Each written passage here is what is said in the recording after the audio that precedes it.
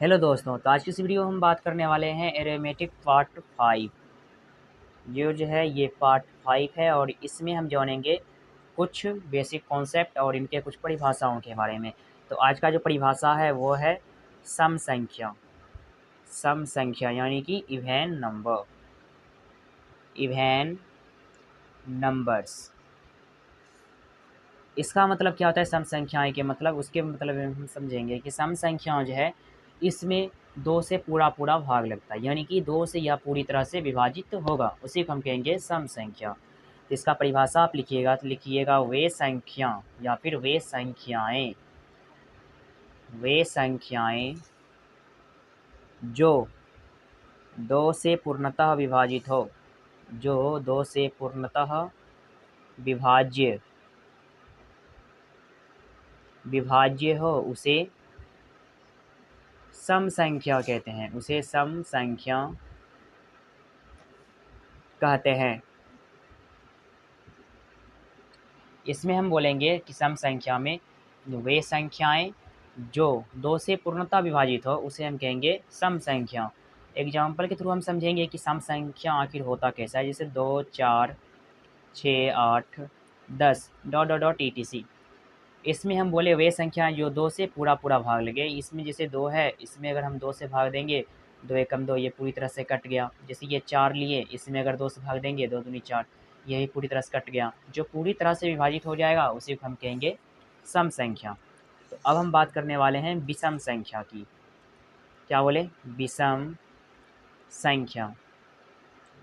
तो विषम संख्या को अगर इंग्लिश में अगर बात की जाए तो उसे हम कहेंगे ऑड नंबर। Odd number. अब विषम संख्या का परिभाषा हो जाएगा वे संख्याएं जिनमें दो से पूरा पूरा भाग ना लगे। लिखेंगे वे संख्याएं,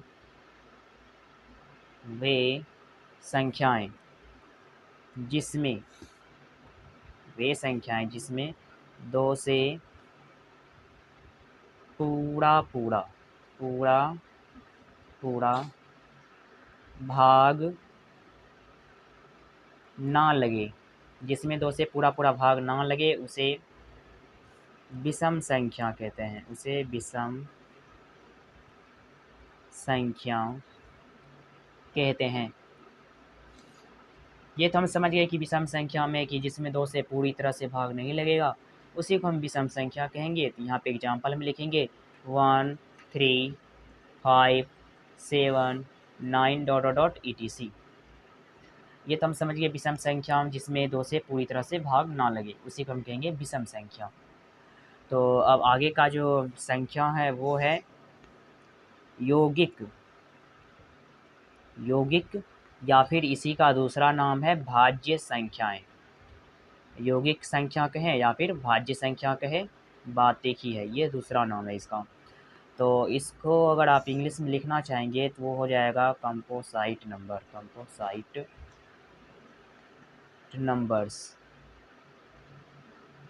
ये हो गया इसका कंपोसाइट नंबर। अब हम समझेंगे कि यौगिक यानी भाज्य संख्याएं किसे कहते हैं उनके बारे में। जिसका हम डिफिनेशन बोल देते हैं कि वैसी संख्याएं जिनके गुणनखंड दो या दो से अधिक होगा उसी को हम कहेंगे यौगिक या फिर भाज्य संख्याएं। इसका हम डिफिनेशन तो बोल दिए, अब इसका लिख भी देते हैं। यहाँ लिखेंगे वैसी संख्याएं, वैसी संख्याएं, वैसी संख्याएं जिनके, वैसी संख्याएं जिनके गुणनखंड, जिनके गुणनखंड दो से अधिक हो। वैसी संख्याएं जिनके गुणनखंड दो से अधिक यानी कि दो या दो से अधिक, दो से अधिक अधिक हो उसे यौगिक, उसे यौगिक या फिर कह सकते हैं भाज्य, यौगिक या भाज्य संख्या कहते हैं, यौगिक या भाज्य संख्या कहते हैं। ये तो हम समझ गए यौगिक और भाज्य के बारे में, बात एक ही है, दोनों एक ही कैटेगरी का। अब इसका एग्जाम्पल क्या होता है कि यौगिक और भाज्य संख्या का एग्जाम्पल क्या होगा उसके बारे में समझेंगे। यौगिक और भाज्य संख्या जैन का जैसे में हो जाएगा 4, 6, 8 डॉट डॉट डॉट ई। ये जो 4 है इसका 2 या 2 से अधिक गुणनखंड निकलता है। जैसे कि हम आपको दिखाना चाहेंगे 4 है कि 1 के टेबल में भी है, 2 के टेबल में भी है और 4 के टेबल में भी, यानी कि 2 से अधिक, 1 2 2 से अधिक इसका गुणनखंड निकला, इसलिए इसको हम कहेंगे भाज्य संख्याएं। अगर पूछा जाए एग्जाम में कि सबसे छोटी भाज्य संख्याएं क्या होती है, सबसे छोटी भाज्य संख्याएं, अगर एग्जाम में पूछ दे कि सबसे छोटी भाज्य संख्या क्या होगी तो वो हो जाएगा 4 का, कि 4 से शुरू हुआ इसलिए हम यहाँ पे लिखेंगे 4, 4 होती है। ये तो हम समझ गए कि सबसे छोटी भाज्य संख्याएं 4 होती है। अब हमारा अगला जो टॉपिक है वो है संपूर्ण संख्याएं, परफेक्ट नंबर। इसको हम इंग्लिश में कहेंगे परफेक्ट नंबर। संपूर्ण संख्याएं, इसका इंग्लिश हो जाएगा परफेक्ट नंबर।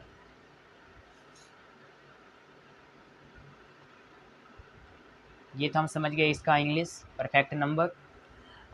इसका डिफिनेशन क्या हो जाएगा परफेक्ट नंबर का, यानी कि संपूर्ण संख्याएं का डिफिनेशन।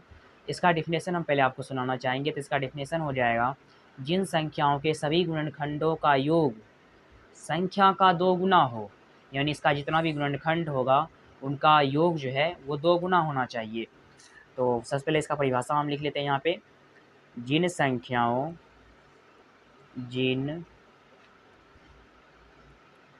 जिन संख्याओं के जिन संख्याओं के सभी जिन संख्याओं के सभी गुणनखंडों का योग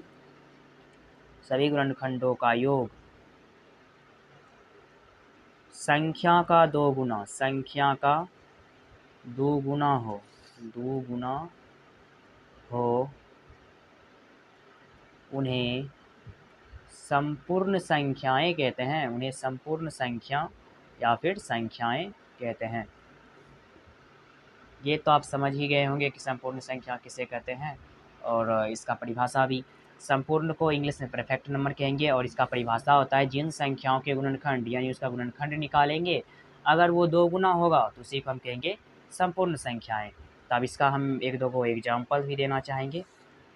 अब एग्जाम्पल के थ्रू हम समझेंगे कि संपूर्ण संख्या क्या होती है। जैसे कि इसमें हम एक 6 का एग्जाम्पल देना चाहेंगे। अब इस 6 का हम सबसे पहले निकाल लेते हैं गुणनखंड। 6 का अगर गुणनखंड निकालेंगे यहाँ पे, इसका गुणनखंड हो जाएगा 1 के टेबल में भी ये 6 है, 2 के टेबल में भी 6 है और 3 के टेबल में भी 6 है। तो और अंतिम और आखिरी 6 के टेबल में भी 6 है। अब हम करना क्या चाहते हैं कि इनका योग, कह रहा है जिन संख्याओं के सभी गुणनखंडों का योग, इन सभी गुणनखंडों का योग का मतलब बीच में प्लस, योग का मतलब ये होता है प्लस, प्लस कर दिए। तो कह रहा है संख्या का 2 गुना, जो संख्या है इसका 2 गुना होना चाहिए। हम करके एक बार देख लेते हैं कितना होता है।